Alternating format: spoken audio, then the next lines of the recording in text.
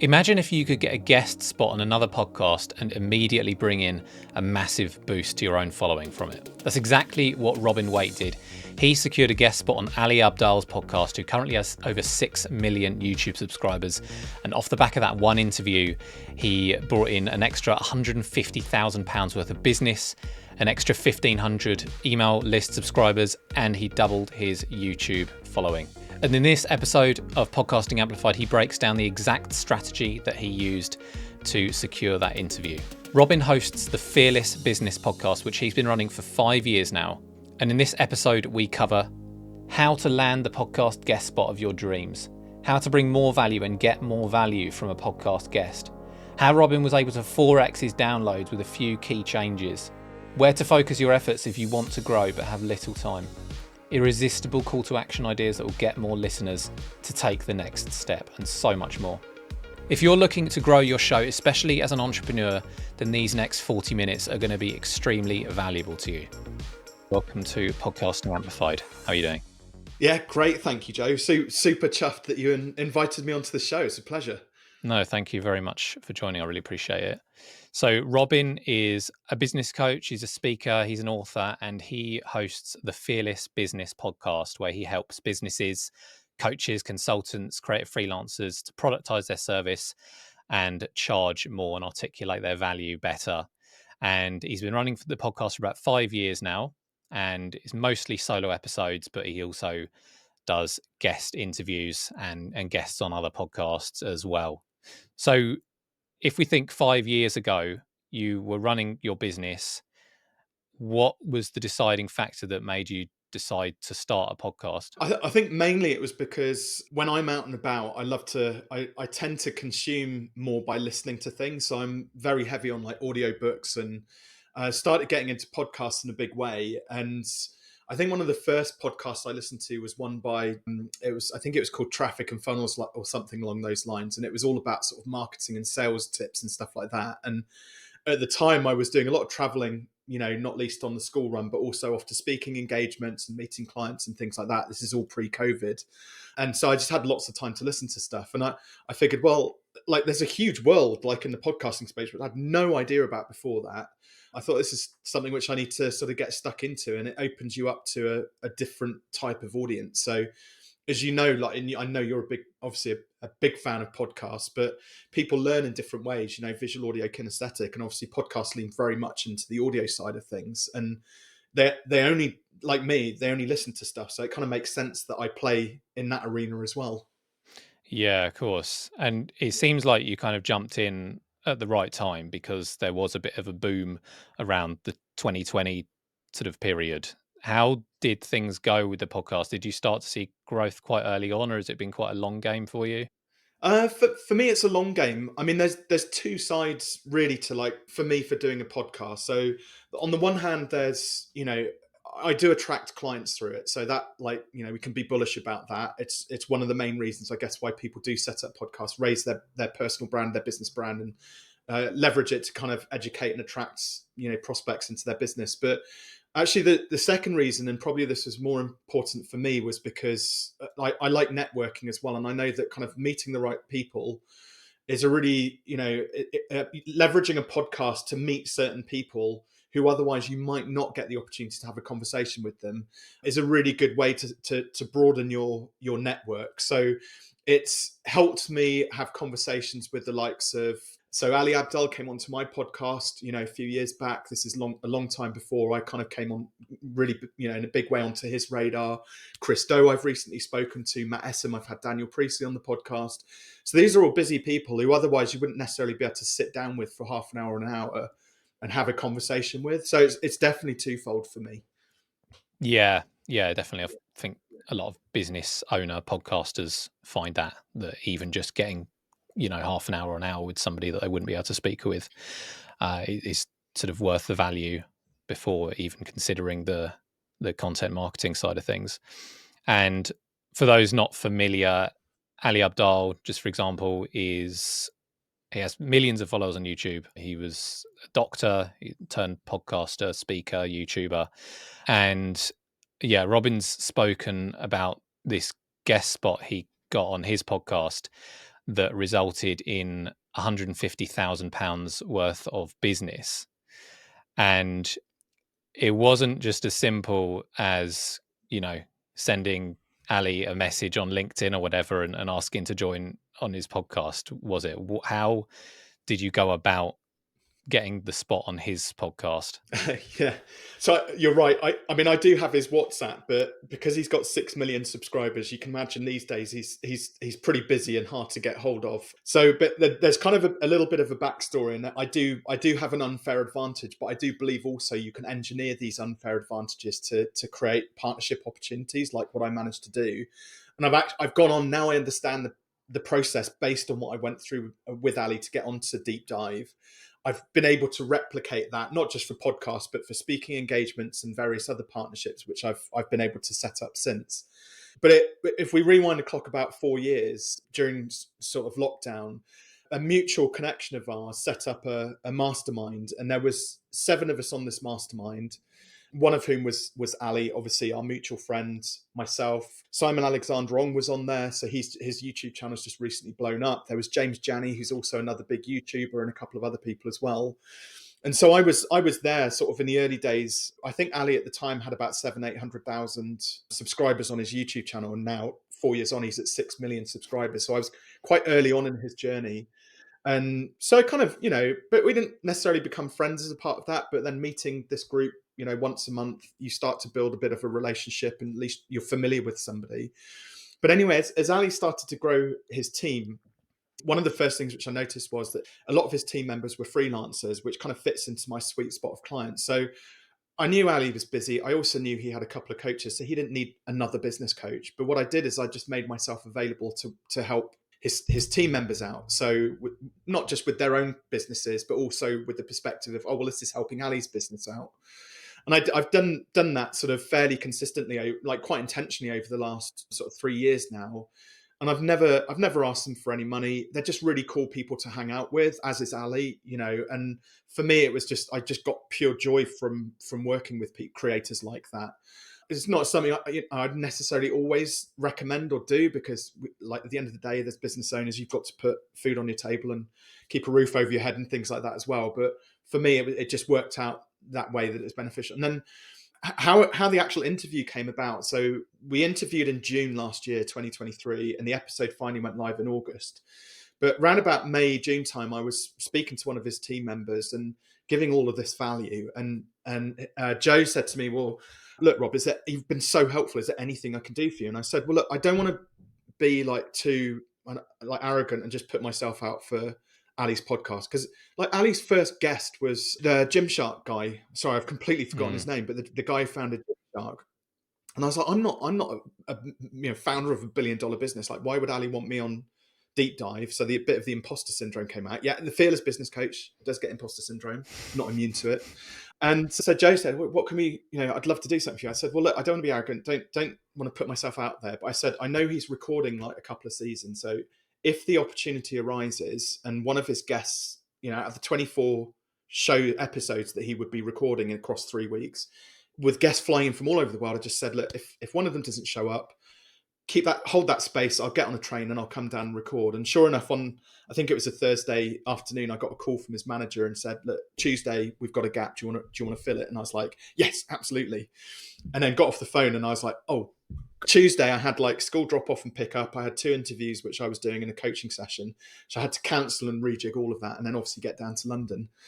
But ultimately, I think what it comes down to is there was, first of all, I had quite a lot of intentionality. So Ali was on the list of just cool people I wanted to hang out with more. But I made a list at the start of 2023 of 10 podcasts, or for me, I also want to speak at, there's dream conferences that I want to speak at. So I made a list of 10 either podcasters or conference organizers that I would just love to speak at. So I had a very intentional list of people. The second thing was I put myself in the room. I think we live in this day and age where it's very easy to hide behind cameras and screens and things like that and not see anybody in real life. I know it's great that we can do this and we can work from a distance and everything else. But I believe where partnerships and relationships are built is when you can shake somebody's hand, take a selfie with them, look into their whites of their eyes and have a meaningful conversation. So in Ali's case, he puts on periodical events down in London, so I just made the effort to get down there and like be in the same room as Ali, and as a side note to that, like if you go to an event, always sit in the front row of that event. Don't hide away at the back. Sit in the front row, participate, shake hands with people and meet people, because that's where like good stuff happens. The third thing which I did was I just made sure I showed up and added value. So I just was as helpful as I possibly could be, not just at those events, but also behind the scenes, helping his team, making introductions and stuff like that. And then the thing is, I realized like, and I think this was the bit I had to just, whilst I'm in Ali's WhatsApp, he's a busy guy. He's just really hard to get hold of. And when I send him messages, like I get monosyllabic one word answers back from him. So, because he's busy. So I was like, right, I need to find who's my inside man or woman who can, I can build a relationship with. They feel special because normally they're busy watching their boss getting all of the limelight shone on them. So it's quite nice when you find your inside man. They go, oh, somebody's paying attention to me. So I just made friends with his team. And that it was that relationship really, which when the right time came, and I've been so patient, working at this, but when the right time came along, they put me forward. And the nice thing about it is it felt organic. It felt like, yeah. So to the podcasters listening who are working on getting guest spots because they're aware of how valuable it can be from growing your podcast and your business, the amount of work that you had to put into that, just getting into the room physically, helping, adding value to their audience, being intentional, standing out amongst the other people in the room. Yeah, these are all things that podcasters have got to think about. And just thinking about, challenges that I've heard some podcasters, or excuses or sort of responses, things holding them back from doing this, just wondering what you would say to them. Like if the listeners got a list, maybe they've got a list together already, 10 people that they'd love to guest on, and they think they could add value to their audience and vice versa. A lot of people, the first thing they might say is they'll say no. So I won't message them until I've got, 10,000 listeners a month or something. What would you say to that person? one, that's an assumption. So, you're making the assumption there that they might say no, but they also might say yes. What if they say yes? And if that's the thing which then gets you the 10,000 downloads or listeners, then, it could work conversely in the opposite way. The thing is as well, like, I've come to realize as I get to work with these great people that they're all just other human beings as well, trying to go about their way. And especially in the entrepreneurial space, like, we all want to lift each other up, support one another, educate others, give other people, like, be helpful basically. So remembering that they are just people. And it's actually whether you want to either guest on somebody's podcast or get a really high value guest onto your own podcast, it's the same process either way. The partnership model still works that way. And a no might just be a no, not now. But then you've got to start to figure out, what do I need to do in order to get that no, not now, but turn that into a yes? And a major part of it is it's actually mostly about ego. I've realized that when I was more interested in getting a guest onto my podcast, for example, who was in a different league to me, or getting onto other people's podcasts, I realized that I was making it about me. What can I get out of this? And that's actually completely was the wrong way to look at it. It should be very much about, what can I do for the person who's booking me? How can I elevate their business, their brand? There's this a fifth step which I kind of added on more recently, actually, out of the partnership model, which is I call the silver platter. So it's not just one and done. Once I've been on deep dive, that's not the end of it. Oh, great, I've got that podcast. I'm now thinking about, now I've experienced it from the inside, who else would be a fantastic guest for that? So a really good example of this is I noticed that two people who were on my list. So I've got Ali Abdul on the list, Chris Doe was on the list from the future, and they hadn't done a partnership. And I was like baffled, because they're actually quite similar types of characters when you actually kind of break it down. They talk about similar sorts of different subjects, but in similar sorts of way. They're both of their YouTube channels are very like chill, and how they present, they're just quite similar sort of people, very different backgrounds and things like that, but very similar in many respects. And you got one who's got 6 million subscribers, the other's got 2.5 million subscribers. Like, match made in heaven when it comes to like YouTube based podcasts, right? So behind the scenes, once I'd recorded and I've been nurturing both partnerships, I was like, right, I need to figure out how I'm going to engineer getting these two guys together. Still haven't quite made it happen yet, and I've kind of pulled in other people on my partnership list to try and engineer this relationship to happen. And all it is like, in my head, I have this vision of them sitting down together and going, how did this happen? Like, how do we end up meeting? And one of them goes, oh, do you remember that guy, Rob? He was, he sorted it out on WhatsApp behind the scenes sort of thing. So it's just, again, being helpful, adding value and bringing two great people together.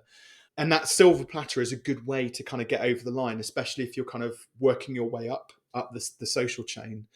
But I have my own podcast, and I've managed to sort of use the same model to get great guests onto my podcast, and vice versa. Now I'm starting to get sort of great opportunities the other way around as well. Yeah, no, it's awesome. Like if you can make something happen for them that wouldn't have happened without you, then, and something that doesn't directly benefit you, that you just sort of want to help them, then, that's going to put you in their good books for sure. And well, it's slightly selfish, Joe, because I do want to be a fly on the wall for the conversation that they have, but of course everybody else will get to enjoy it as well. But selfishly, it's like, when you talk about your virtual boardroom, who would you have at the table? I'd be like Christo, Ali Abdaal, Daniel Priestley. There's these people that I'd love to just listen into their conversations. But the key thing is patience. I think I'm so stubborn when it comes to like things which I do in my business, and by stubborn I mean I'm so patient. I will just wait and wait and wait and wait and do the work until these things happen, and they will happen. But it doesn't matter to me whether it takes months or even years in some cases with some of the partnerships I've got. And I think a lot of people that they lack that level of tenacity. And what I'd say to you is, like, if you want a dream guest on your show, or if there is a podcast that you want to, like a dream podcast you'd love to guest on, it might take you 2 or 3 years for that to come to fruition. The thing I can sort of liken it to, and whether this is a good analogy or not, but it's a bit like when I don't know, there's something in like the job market these days where people think that they just have a right to either a pay rise or a promotion. Every year when their review comes around, how much is my pay rise? And it's like, no, the question you should be asking when you go for your annual review is, what do I need to do? How do I need to show up and present myself? And what do I need to do to earn the right to get a promotion or a pay rise next year? And it's the same like in the creator space. It's like, you have to earn your stripes to get in the same room as these people and to have some kind of a partnership. And it takes years. But the nice thing is that operates as, my stubbornness operates as an unfair advantage, because I can outstate anybody in this game if I need to. And it means at some point I'm going to be top of the pile on, hopefully like Diary of a CEO, for example, or Colin and Samir's podcast, or, there's all of these amazing people out there with really great audiences, really fun people. And I can see myself up there because I'll still be here in 5 or 10 years time doing this. yeah, it's that patience, discipline. Like you say, I think a lot of people don't have it, and maybe they're just thinking like it's not worth it really. But then from one podcast interview that's brought you in £150,000 worth of business, I know obviously for some podcasters, if they don't have that business in a place where they can charge that, then they're not gonna see those kind of numbers. But at the same time, you could have done 100 guest. You could have guested on 100 podcasts and made nothing out of it, and that would have probably taken you a lot more of your time than just this individual focus on these specific opportunities.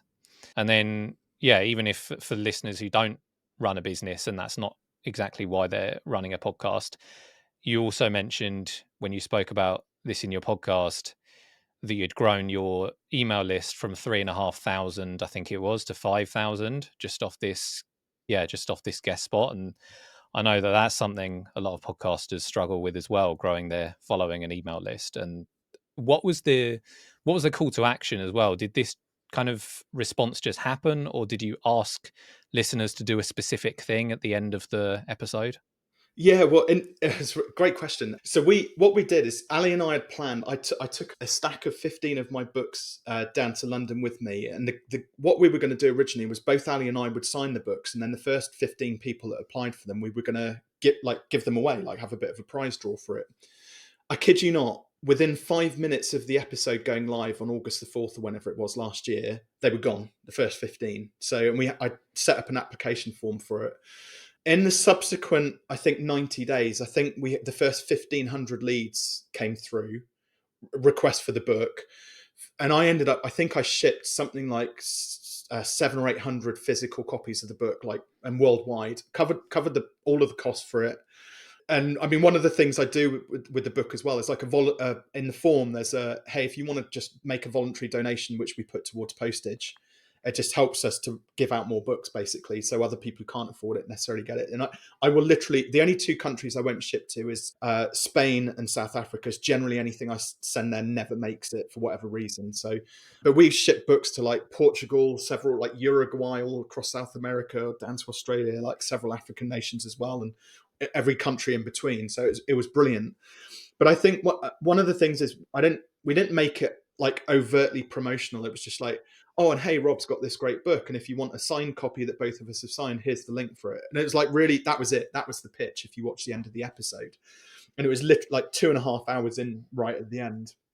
And yeah, just I think what draws people to it, because like it's really easy for people to put out low value like lead magnets at the end of podcasts. Oh, go and like put your email in and get this checklist, or put this email in and get our like 7-page sales letter, or put this email in and like you'll get our free course. So it's like very passive, and it's very, they're just not really very valuable, if that makes sense. But I think the difference it was the fact that it's a physical copy of the book, which I personally sign and I take down to Pauline at the post office, and people can see that the value that they would have seen hopefully in the podcast, and the value then of this gift, physical gift that I'm sending out, and the personalization of it. We even stamp my Fearless logo on the envelopes and think I do that, so it's very heavily personalized. I think that was the difference which made it super successful.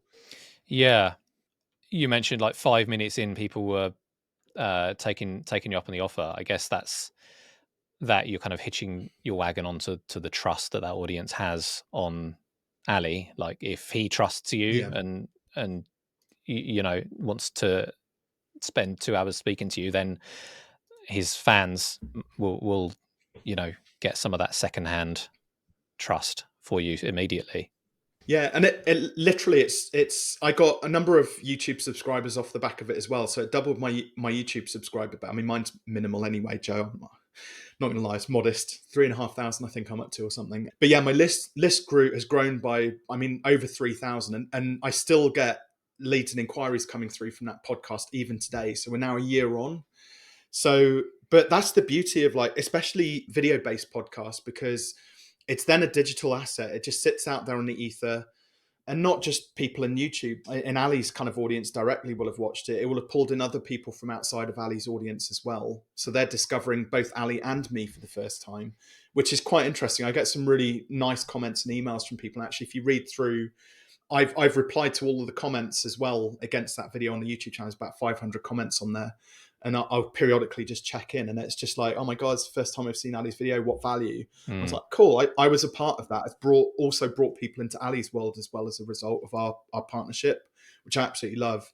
But I think the other thing which a lot of people make a mistake of, especially as a guest on a podcast, and I wonder how many probably hosts do this as well, whether it's with guests or with monologues, but as you know me a bit, Joe, just because of how we sort of met through Matt Essen. My thing is all about value, and I'll always try and do it through a process of coaching or giving actionable sort of steps and frameworks for people to follow, or things like that. I see a lot of podcast guests and hosts who kind of show up on the podcast and they're like, hey, look at me, look how amazing I am. And it's they're not actually delivering any real great value, if that makes sense. And I think that's one of the differentiators with the interview with Ali. We literally spent the first 2 hours going through two sort of basically of business ideas that Ali had. And I was able just to coach on it and just showcase the work which I do. And then kind of about half an hour from the end, Ali goes, oh, it's deep dive. We should probably ask some questions about Robin now. And so then I was like talking about the business and stuff like that. So I think having that value within the content you're putting out on a podcast, being on YouTube, I think when people get to see you with a guest looking into the whites of each other's eyes and having a conversation, I think that's really vital as well. And then finally having that really valuable marketing asset at the end of it, whether it's physical, but it could be an invitation to like a workshop, physical or virtual or whatever, but something of really significant high value that people can kind of request fairly effortlessly, I think was massively important. Yeah. Yeah. And you obviously had the book written already, and a lot of people listening, they're not going to have an asset like that. Maybe, maybe you have some kind of lead magnet, some kind of document or something that you can offer. But is there anything for those who just have something quite simple or don't have anything that they can offer yet?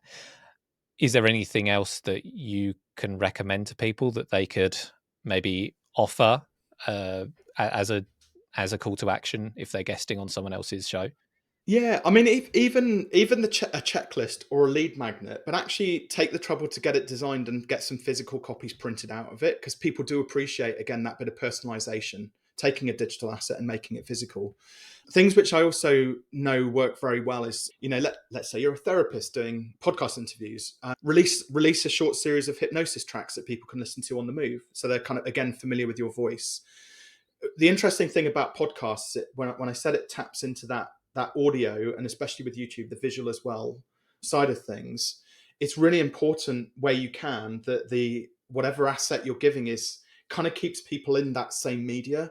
The moment you move into something which is much more sort of kinesthetic or digital, that kind of takes them out of whatever that format is that they're experiencing you in, I think detracts from whatever your message is that you're trying to put out. It kind of like it's just a different way that they consume stuff.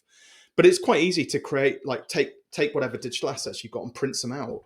I think I tell you what though, I don't know, it might show some of the things where my level of stupidity with the things which I do from a marketing perspective. But as I was getting all of these requests for book, and I'm like, every week I'm ordering like 100, 200 copies from Amazon, like to stock up, and all my labels and like all this stuff, right? And I'm see all this money going out. I probably spent a good £3,500-4,000 on books and postage before I saw any kind of return on that. Okay. So there was a point when I was like, how long do I carry on doing this for before I start to see? And then of course, naturally it then starts to, because on the back end of the request form, then you get into this short email sequence with more value. And then there's an invitation to obviously book a call with me. So there is a funnel which kind of backs it up, but it takes time, again, from that point where the leads start to come in, for then people to have got enough trust and confidence to book a call.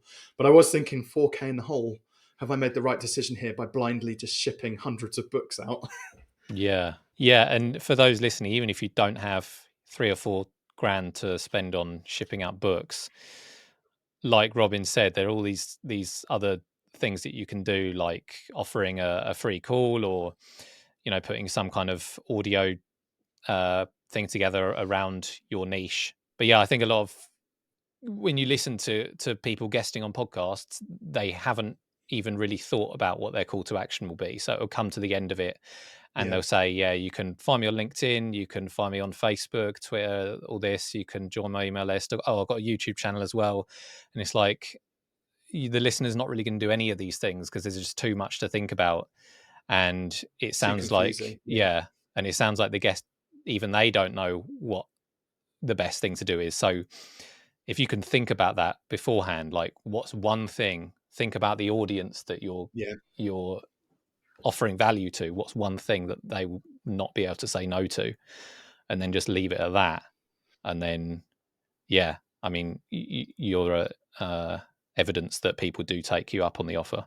Well, such a valid point. I tell you something along those lines, which I've done recently. This isn't necessarily linked to podcasting necessarily, but I took all of my socials, because it's really easy to try and think you need to be across all of the different socials. But I was like, no, you need to kind of pull people in a certain direction to do one thing. So for me, the book is kind of like, it's at that midpoint in the sort of my marketing, my funnel, where then really the logical next step is then probably a call with me or come to one of my events or something like that.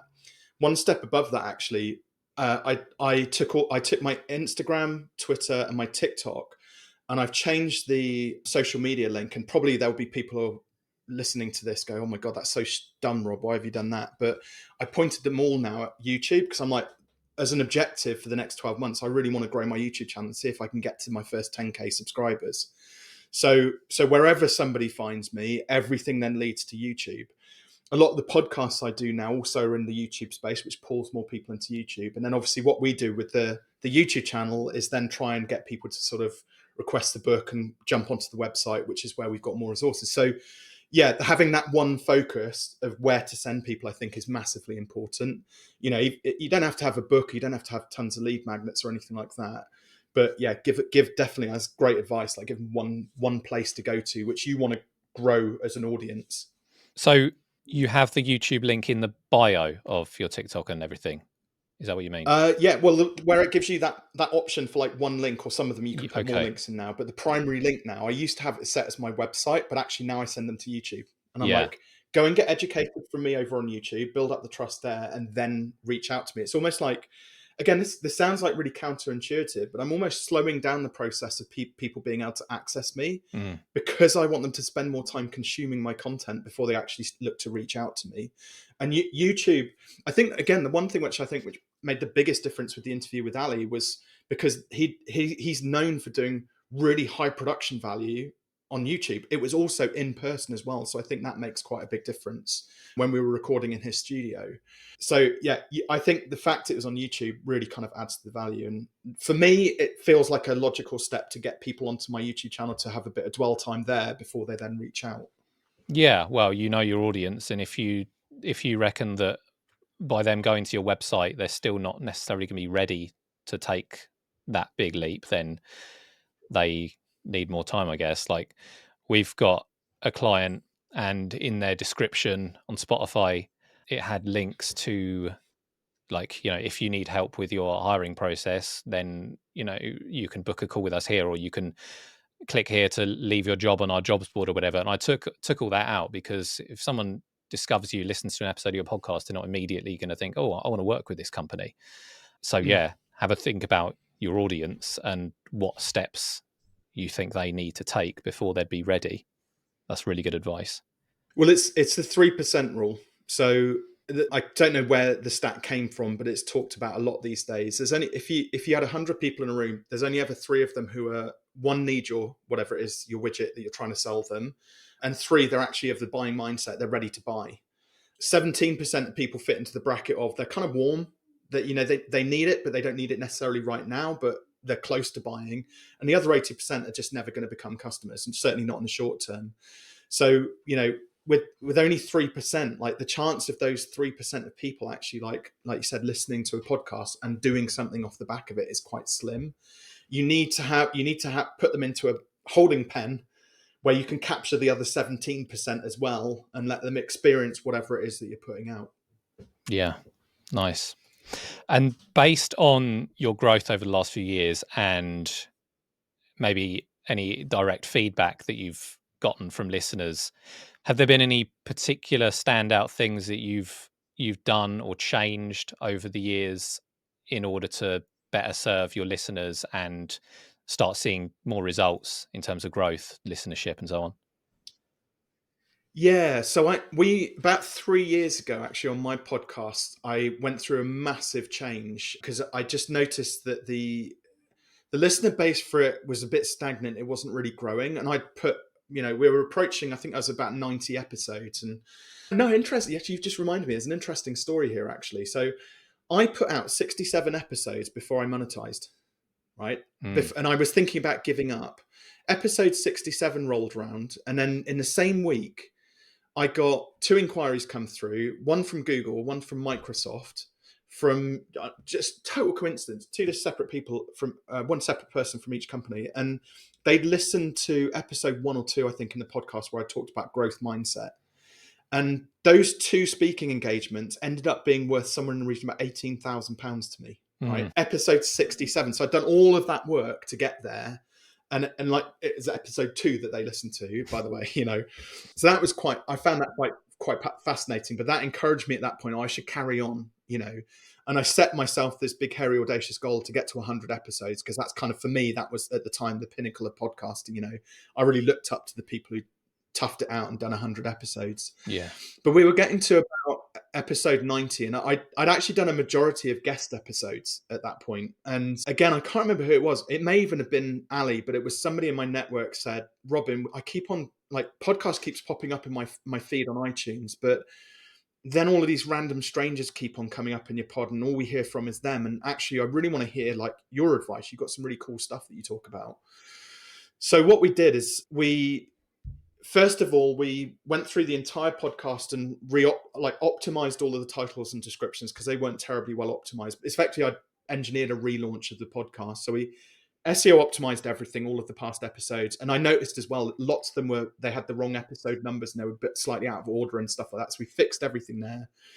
I was originally on one podcast hosting platform that it was great to start off with, but I realized the reach and distribution wasn't optimal. I don't necessarily want to name them because it's actually a great platform like starting off, but I think for scaling and growing a podcast, it's not great. I can name them, it's fine. I'm not saying anything terrible about them actually, because it was a really great platform to start off with. Anchor FM. Yeah. That's where I started, and it was good to a point. And there was a couple of things with the feed that weren't quite right at the time. And so I ended up switching across to Podbean, which is where I'm still based. Yeah. So we re-optimized everything. We shifted it across into another platform, which had a wider reach and distribution in terms of the different markets where it kind of puts the podcast out.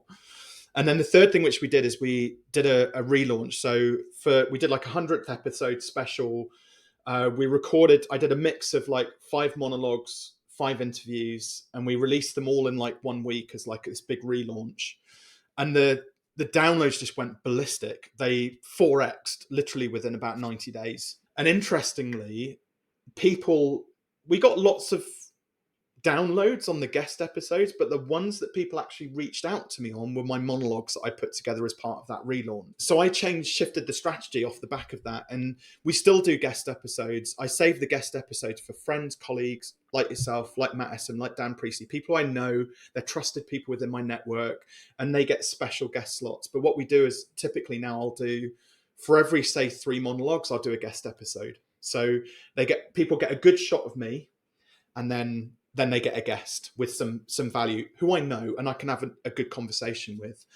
And actually, even with the guest episodes, I'm looking at kind of mixing that up as a next stage, is that I start them off now with a little bit of thought leadership myself, bring the guest in, have their piece, then I close with another bit of thought leadership. So there's a nice mixture of me and a guest now in a lot of the episodes where I've got a guest. And that's worked out, really well. You get a little 10-minute, 15-minute segment with Robin, and you get a nice good hour with a guest. And again, it means that I'm not under pressure to do guest episodes all the time. I can just batch record like 3 or 4 monologues. It's much better, like all round for the podcast.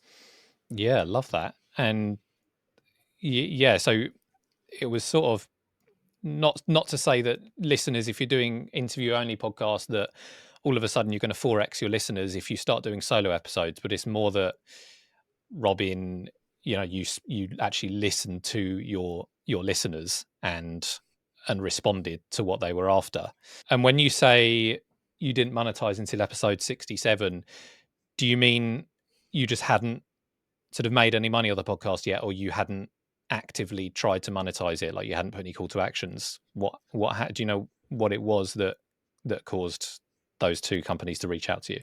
Yeah, but a bit of a combination of both, actually. So I wouldn't say I was particularly strategic with the first sort of 60 plus episodes that we put out. I'm kind of a bit disappointed in myself as a business coach. I should have been a little bit more thoughtful with that. But of course, it's part of the experience, isn't it? You learn what works and doesn't work. So, we pivoted, and we've had great success off the back of it. I did get some clients, I suppose, from the early days. So I suppose there was a bit of monetization on the back end, just by virtue of the fact we were putting content out. But yeah, there was in terms of getting those speaking engagements, I think around about that point, I did start to get a bit more serious and strategic about what is the purpose of this podcast. And even down to like, you said there, it's not just about like pivoting between guest episodes and monologues and your 4X. The SEO side of things, you cannot underestimate that. Again, I come from an SEO background. That's what I did in my agency days, was websites and SEO. Yeah. For some reason, again, it didn't click that actually that's also applies to podcasts as it does for YouTube videos, as it does for all sorts of different media. So when we went through and kind of gave everything a clean, all of a sudden what happened was, all of our episodes got a bit of a lift up, because now all of a sudden they were being pushed out on Google and other places, other search engines where they were more likely to be found. That you only have to like hear the stories about, Steve Bartlett, Diary of a CEO, where test 40 different thumbnails, they test 40 different titles for their podcast episodes. They take that information and then plug that then into into iTunes and Spotify and the other platforms where they publish. So they're testing like SEO at like a ridiculous level. Yeah. And I don't think we need to be at that sort of level, people who are sort of either starting out in a podcast or have one, but you can learn from that. It's like just take 5 minutes to do some research about what people are actually searching for and build your titles around that. They'll get what they need when they listen to it, but give them what they want when they're actually searching on Google. Yeah, absolutely. Yeah, we have talked about SEO. I had a couple of SEO experts on here as well. It's a really big deal, and yeah, it's something that's worth repeating, definitely. As is what you mentioned about the podcast host. Like, I wouldn't worry about mentioning Anchor, because that's something that I preach about. Like, I'm glad that what's now known as Spotify for podcasters exists, because it allows people without any budget to get into podcasting. But when I find that clients with a budget are still using Spotify for podcasters, I do move them on to Captivate or Podbean, a more sort of dedicated platform with that where you're sort of the customer. So yeah, that's a good piece of advice as well. And then to round things out, you've given us a huge amount of value and a lot of your learnings. Is there anything else, like one thing that you wish you'd known 5 years ago when you started, that would have helped grow your podcast faster or get more out of it? Yeah, I mean, so this is probably going to be a little bit sort of may go against the grain in terms of probably what you might advise your clients and things like that. So again, I'm going to be careful about how I sort of articulate this. When we were quite early in the podcast process, I thought, right, I've got to find a VA to help me manage this process, and it like started out as being this like 6 or 7 step process, right? That where we would obviously film it, we'd start to edit it down, we'd send it off to the audio editor and video editor and all this sort of stuff. So the stuff which you're supposed to do, right, as a if you're taking a podcast seriously. And I handed it over to my VA, and every now and then, like, she would ask me, "Oh, Rob, should we add this step in, or how do you feel about doing this?" So now we're doing like short form videos, and we're like cutting stuff up, and we're doing all these clips and like Canva stuff, and right. And then a bit later, "Oh, Rob, how do you feel about adding this into the process?" Next thing you know, we've got this like 68 step process. Yeah. and literally the production value of what we were doing for guest episodes, I calculated it, and we were spending in the order of about £500 an episode. And it just got crazy. And I think getting control of the podcast and then realizing, like, so my instant thing with that, when I realized that it got a bit out of hand, was let's go back to first principles. Why are people listening to your podcast in the first place? What is it that you want to get out of it? How can we 80-20 this? Like, which of the 20 things out of that, the 100 steps we've got, are actually dialing the needle and getting us downloads and creating leads, and obviously promoting the guests that we're having on? Very focused. I mean, goodness knows how much money I probably spent. I wouldn't say I wasted it necessarily, because it's all part of the experiment of producing content. But I wish now I could justify it, because we get good volumes of downloads, and we want to give resources when guests do come on. We want to give them those resources. I've also noticed as well, and again, so that's kind of my first tip, is like, don't overproduce if you don't need to. Like, nail it down so you're really, really streamlined with your operations with the podcast. The second thing, do pick your guests wisely. Part of the reason why I was getting a bit, after 67 episodes, thinking about giving it up, is many of the guests I had on in the early days, I didn't know them and didn't do my homework necessarily. And we go into this ridiculous production value, get everything out, and then it'd be like crickets. Our guest wouldn't share the episode. They wouldn't do anything to promote it. And I like, why would they? They didn't know me. They were thinking, oh, I'll get on this podcast and it's good for their brand or whatever. So I learned a very valuable lesson from that. Again, that was part of the decision about pivoting and only working with people I know, because people are more likely to repost it, share on it, comment against it, promote it out to their email list potentially, and things like that. And again, one of the things we do with guests now is we try and make that process as easy as possible. So if we ask them, do you want to promote this? Yes or no? And no is fine. If you want to promote it, we've got a little checklist of stuff for you to do, and we've got some templates. So here you go. And we make the process of sharing stuff as easy as possible for our guests as we possibly can. Yeah, and I don't. There were some conversations with people, and because I didn't know them, they're literally like sucking the life out of me. Right.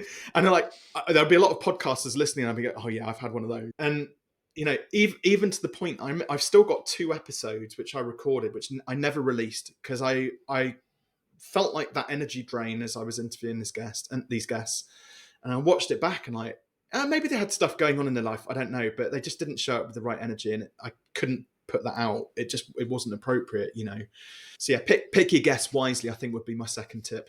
Nice. Yeah, thanks a lot for that. No, I think just in general, like intentionality, and yeah, what you're saying about the production side of things, like it is good to hear different opinions, and I do like agree to an extent. Obviously, we do suggest people sort of doing the video side of things if they can, if it's going to get in the way of producing an awesome podcast and that's sort of draining you, and then no, it's not worth it. And that's why we do still offer to do just audio only, because if they don't have the budget and it's going to get in the way doing video and things like that, and it's not right for the podcast, then just making an amazing audio only podcast is still better than doing sort of everything but slightly half-assed.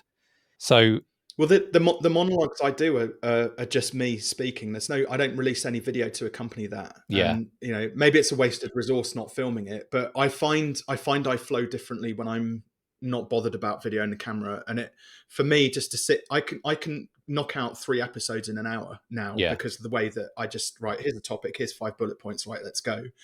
So it removes a lot of the barriers. And I also feel there's a different feel for like audio only podcasts as well.